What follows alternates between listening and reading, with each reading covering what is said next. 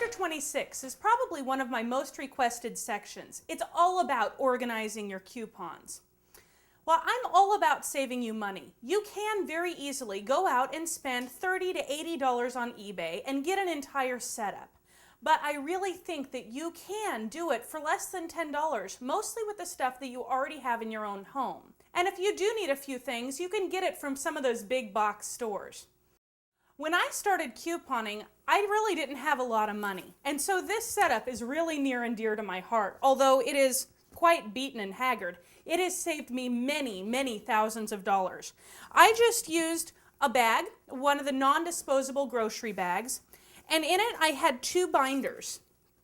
I had my food binder and my non-food binder, and you can see they've been quite beaten. I've since graduated, but these are near and dear to my heart because I have saved so much money using them. So you really can start with a very affordable setup. When you're putting your organization system together, there are four important things that you need to remember. First is your accordion file. Your accordion file is an absolute must-have. What this is used for is organizing your trips that you put together in front of your computer. So when you're sitting there looking at Hot Coupon World or some other forums, you put your transactions together in this, and you carry this to the store with you. What this is for is organizing your stores. And don't forget the two tabs at the front. Use at checkout and refile. When there's a big promotion going or a Catalina promotion, I take all the coupons out of my other system and put them in here, just in case I run into stock issues. What I do is if I'm expecting to have 5 boxes of cereal, but there's only 4, I will put the extra coupons that I'm not going to use in my refile section, and then the ones that I'm going to use at checkout in my use at checkout section.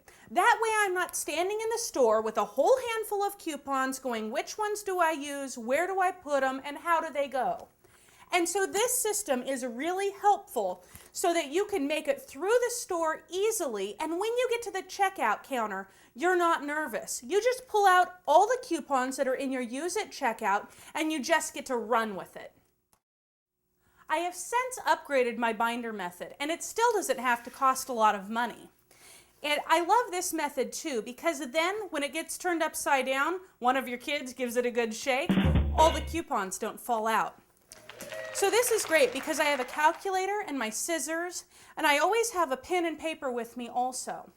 But then I have both my food and non-food in here. And then I have little sections for my buy price worksheets. The other thing that I really like about this system is that I have a spot here for all of my weekly ads and my restaurant coupons, because you never know when you're going to be out and you need to grab a quick bite. If you choose not to clip, then you really need to use a filing cabinet. And how it would be best to file is by the insert date, and you can make it really easy. Instead of having to read the little numbers on the side, you can write the date real big on the front of it. So I would file by date and by source. That way you always know where to find your coupons.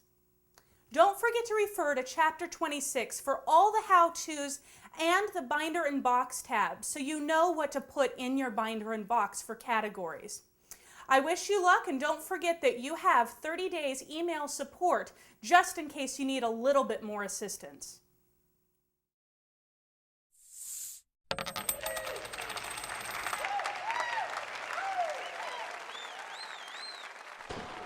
The last chapter is Chapter 27, and it's all about organizing your stockpile. Remember, stockpiling is not hoarding, and we at Money Maniac love to pay it forward.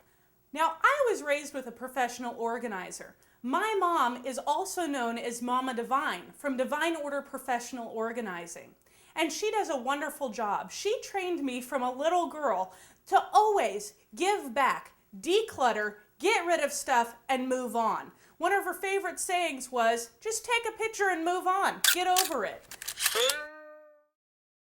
Our house is not full of clutter, and that has really gone a long way to helping me build my stockpile and then also give it when I didn't need it anymore. But decluttering is the hardest part. Most of us live with 50% more than what we really need. What this means is that we would be truly happier if we gave 50% of everything that we owned away. Your hobbies and interests really should support your current life. My mom always gave me a great list of questions to ask myself to help me decide whether I really wanted to buy something, or then, once I already owned it, whether or not I should keep it. So her questions were this: do I love it? Do I use it? How would my life be without it? And what would be the worst case scenario if I didn't own it? If you can answer all of those questions the right way, then you should keep it.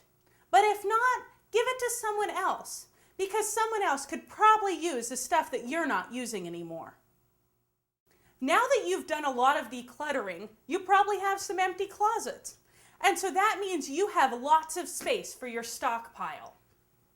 So when you organize your stockpile, you really need to think of how a store is organized. Stores are organized in departments.